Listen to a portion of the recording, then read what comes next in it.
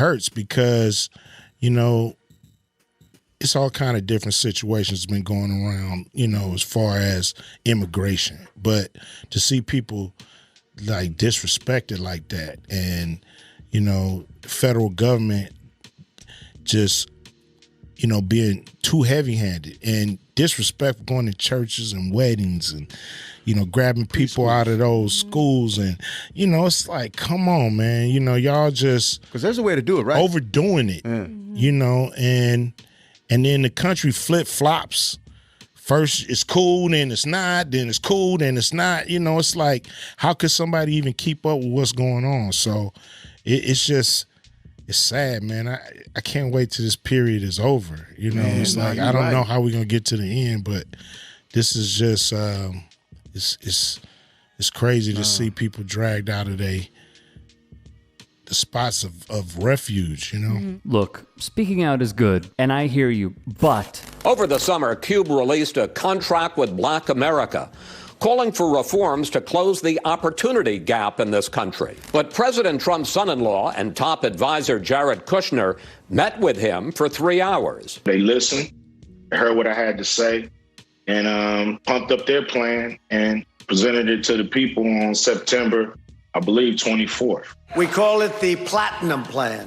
2 weeks ago, Cube praised the president's Platinum Plan. this man worked directly with Donald Trump and his administration and appeared warm to their efforts to retake the White House since 2020. Rapper and actor Ice Cube is facing backlash after one of Trump's senior advisors revealed he is working with the administration. Now, Ice Cube tried to clear the air, saying he reached out to both candidates about his plans for Black America, and the Trump campaign was just the first to respond. The Trump campaign came to me and asked me to explain to them some of the contract with Black America. That's what I did. I'm not playing no more of these games, these political games. We're not part of a team. We have very broad problems. Ice Cube, in my interview with him, he said that, the Trump folks committed to $500 billion in their so-called Platinum Plan. The reality is, and I said to Ice Cube, look, what they committed to, there's no commitment. There's nothing substantive behind it. The question is, can you trust the folks who are doing it? Let's just be real. The Trump folks, all they wanted was Ice Cube's stamp of approval of saying he actually contributed to their Platinum Plan. They wanted the PR hit. They got the PR hit, and that's what they wanted. Roland Martin, by the way, was right here. Has been a busy 24 hours for Ice Cube since Republicans supporting Trump sent this tweet out yesterday. This went out from Deontay Johnson. So Ice Cube has officially given the Trump campaign permission to reveal that he has been helping us develop President Trump's groundbreaking Black Trump platform, the Platinum Plan. Katrina Pearson, he was also had this here, shout out to Ice Cube for his willingness to step up and work with Donald Trump administration to help develop the Platinum Plan. But with your contract, it lists these 13 different points here. And again, in their plan, what do you see in the Platinum Plan they released that mentions that mirrors anything that's in yours?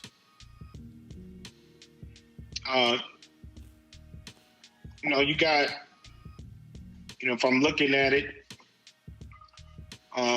agreeing to direct VC money to Black investment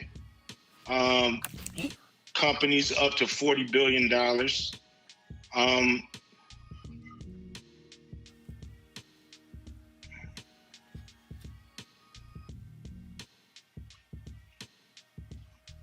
See, a lot of people have been talking about this $500 billion. That's not going to Black people. In fact, that's just actually the infrastructure funding program. That's not actually $500 billion going to Black people. Politico even wrote of how the MC joined forces with Donald Trump and his team. Alex Eisenstadt wrote Cube met with Jared Kushner 2 months prior to the election, which was a weeks-long courtship. He was invited to the White House, joined conference calls, and there was even a lunch at Trump's golf club, Bedminster, with Ice Cube's manager. By the way, Cube did not want to be seen at the White House, so what did they do? They met quietly in a DC area hotel with Trump's team. This is the same dude who said in April 2016, Donald Trump is what Americans love. Donald Trump is what Americans aspire to be. Rich, powerful, do what you want to do, say what you want to say, be how you want to be. That's kind of been like the American dream. He'd add this of Trump, then give an ominous piece of analysis considering where he is politically today. So he looks like a boss to everybody, and Americans love to have a boss. So, that's his appeal. Later admitting, do I think he's going to do anything to help poor people or people that's struggling? No, because, he's a rich white guy. How can he relate? I'm just saying, how can he relate to the small guy? Genuine question. What happened to you, man? What happened to you? Like, genuinely curious. Because on the surface, it's like, yeah, the only way, by the way, for this country to try and make amends with black folks is reparations. That's it, which I am in favor of. That is it.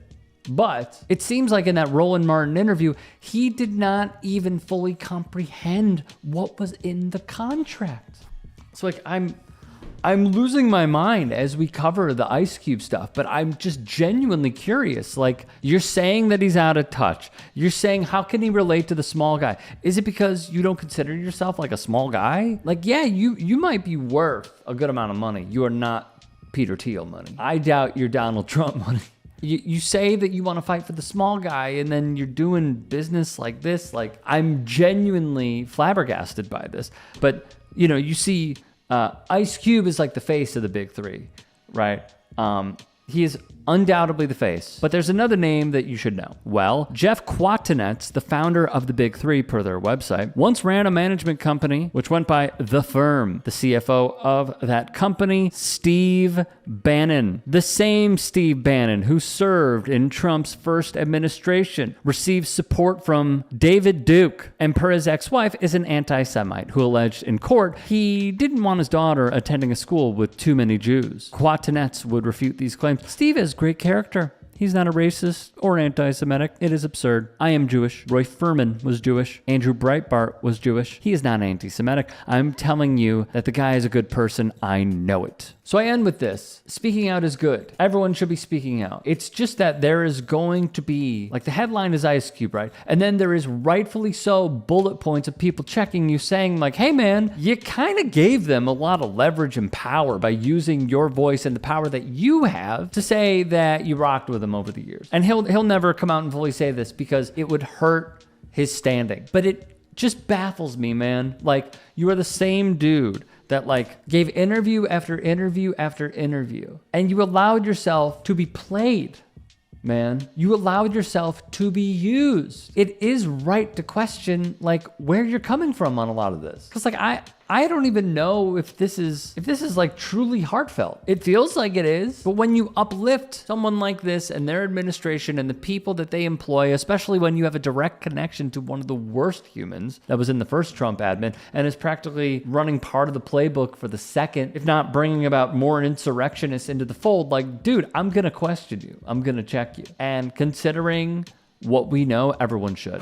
Hey, I appreciate you watching. Now, if you can, please do become a channel member by going to youtube.com/TYT Sports and clicking the join button. If that's too much for you, you can just go to tyt.com/join to become a member. It helps all of us out here at the Young Turks and keeps our network afloat. In addition, you could follow me on my socials on Twitter, Instagram, and TikTok. Appreciate the love. Have a great day.